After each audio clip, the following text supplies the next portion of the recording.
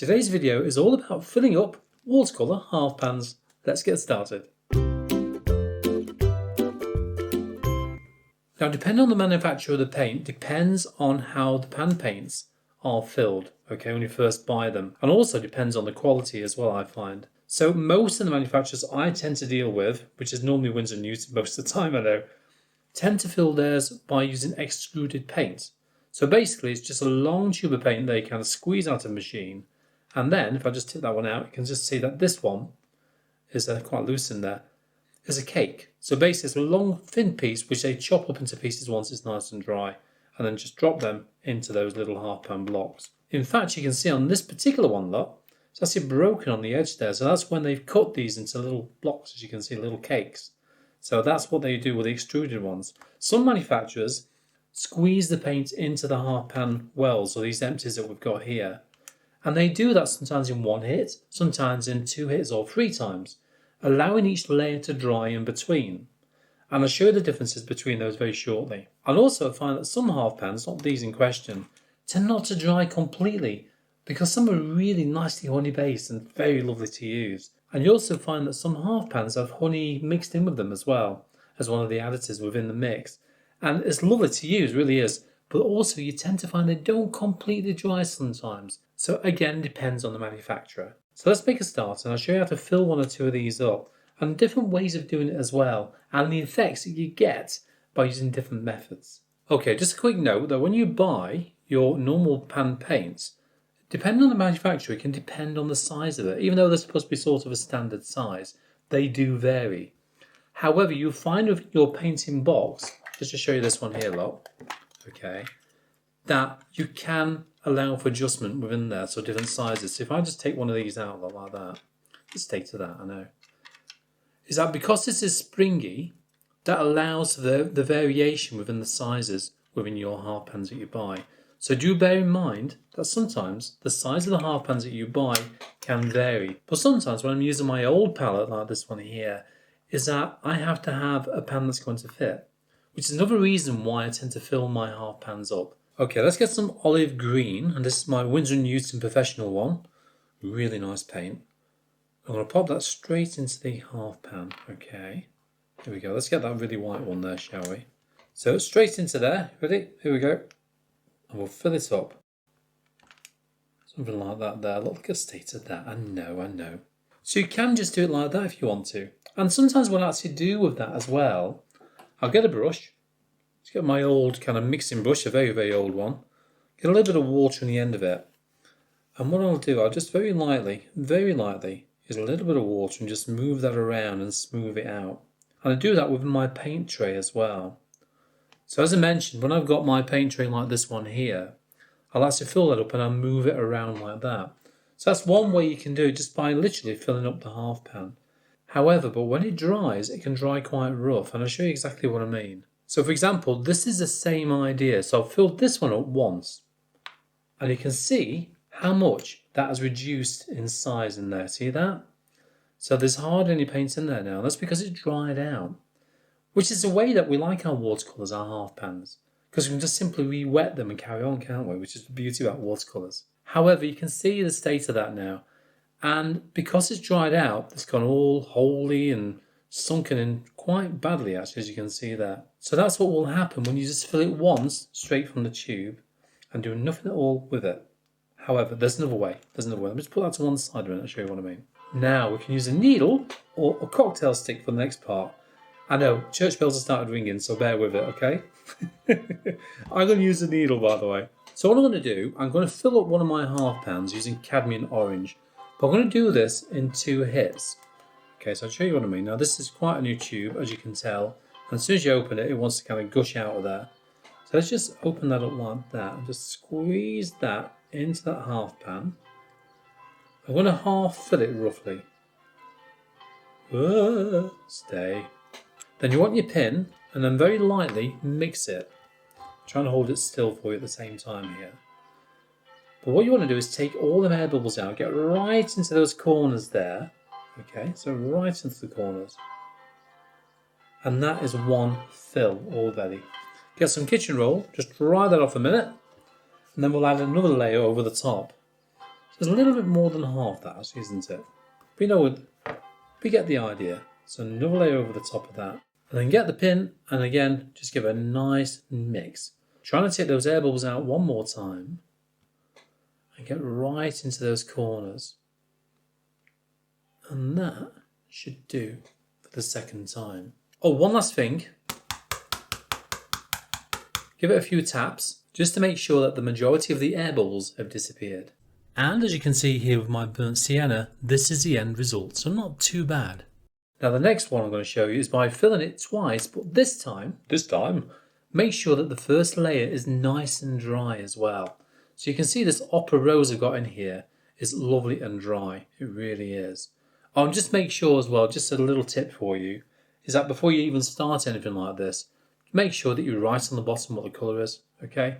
That's very, very important. You can use a pencil or even a permanent marker pen, or a very fine tip one, which works really well. I like to use a pencil most of the time because at least I can take that off and put a different colour in there if I ever need to. Okay, so let's go for the opera rose again. So I'm going to fill this one right to the top now for a double fill. But as I say, you want to make sure that it kind of dries in between those stages. So we'll pop that one in there and sort of fill it up. If you can. Not too full though. Put that down a minute. Then again, mixing. Now this is quite a thick paint actually, you know, this particular one. I'm going to make sure I get into all them lovely corners there. And ensure that, as far as I can tell, that's all of those air bubbles out. Okay, right into those very corners. And once again, just a few taps to finish it off. This is Gambo Hue. I'm going to use the same method for this one by filling it once, just half fill it, and then allowing that to dry, then again another layer over the top, using the pin at the same time. So the same method. But you can see what happens is that when these dry out, and obviously all the moisture evaporates, you can see that it kind of leaves a bit of a dent in there, a bit of a well. But I actually quite like that, you know, because I find that it's smooth on the brush when you're running your brush through that. So when I'm working with my fine detail brush, you can see that it just runs nice and smooth through there. Lovely. Now some artists only half fill the half pans, only half fill, you know what I mean, okay, and they find it easier to kind of work up the colour within it, because obviously it's really dry, it's concentrated, it's dried out, so therefore you need to work it up with all our half pans. So because that, you want something where you can just run that brush through there nice and smoothly when you're working with it. So you can see just by looking at a single fill, without a pin by the way, you can see all the air bubbles in there. I know, terrible isn't it? It really is terrible. Compared to a double fill, which is obviously dried there, compared to a triple fill. I know. So this one I filled up, as I say, 3 times, but each layer is dried over 2 or 3 days, and then end up with a lovely smooth half pan block. Slight depression in there, very, very slight depression, but nothing major, and that works really, really well. And I'm quite happy to have my half pans like that, or like the double fill. It's entirely your choice. Now, one other thing you can do is make your own mix within a half pan. I know. I don't often see people do something like this, but I like to do it occasionally. So what I've actually done, you can see it's sunken really well in there. Look at stains of that, I know. But I can work it really, really well. This particular one, I've written on the side there, which is burnt sienna and phthalo blue. It's a nice mix I like to work with when I'm looking for a dark, kind of cool colour. Right, let me show you what I mean. Let's get an empty half pan. Let's put them to one side a minute. Stay. Cool. Let's go for indigo and also burnt umber. 2 different makes. I've got Dale Rowney and I've also got Winsor and Newton. So I tend to mix them sometimes. But just remember that the properties of the paints may differ from the Winsor and Newton version of burnt umber. Okay, I tend to use them both anyway. So let's go for the burnt umber first of all. Okay, very messy job this, I tell you. It really is. But I don't mind. It's a bit of fun, isn't it? So let's make a start on this one. So let's squeeze some paint in there first of all. But I'm only going to put in a little bit. I don't want to put too much in there just yet. Just scrape that off the edge. Okay, put that down. So let's go for the indigo. Now it depends on what side of the mix you want it to be. If you want it blue or brown. I want this mix to be more on the brown side. So obviously a little bit more brown than blue. I'm thinking about it that way. Trying to get the right sort of colour takes a bit of practice.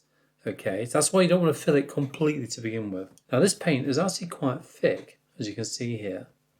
So I'm going to have to really mix that, and I mean really mix it, to make it work. And make sure also you get right into those corners. Remember, I want it more brown than blue. And if you're not sure, I suggest what you do is get a brush and give it a quick test. Once you've mixed it fully though, make sure that you got all those lovely air pockets out of that first of all before you test it. And also scrape around the sides in case there's any blue paint left there or brown paint. It needs to be thoroughly mixed. Okay, let's get some watercolour paper. We'll get a damp clean brush and we'll try that one out. Okay, a little bit of paint. Let's see what that one's like. See, that's more on the blue side, isn't it? Let's try some from down there just in case it's not mixed thoroughly. As you can see, even with a little bit of water, that's more blue than brown, which suggests that indigo is a little bit stronger than the burnt umber. So let's go for a little bit more burnt umber in there. So try that again. Put it into that side, I think. Okay, squeeze it in. Let it go. So by doing it in stages and by not putting too much paint in there, you will get the right mix eventually. Just do it gradually until you know you've got it just about right. Okay, keep mixing that. Take all those air bubbles out. That's pretty full nearly, isn't it? And I know I'm not going to get much more paint in there, but we'll give that one a try and see how it goes. Okay, let's give it a few taps first of all. And we'll try that one and see what that one's like. Now that's looking a bit better.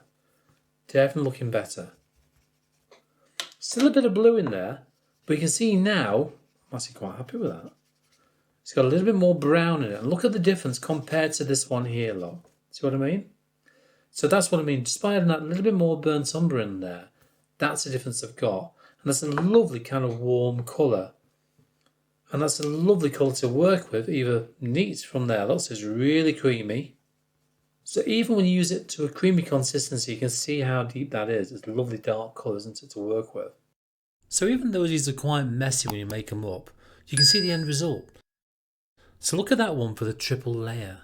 I personally find it more cost effective to use a tube paint like this one here within your half pan blocks rather than buying something like the cerulean blue one there, look, which are already pre-made in their little kind of cake forms, which work really well, don't get me wrong.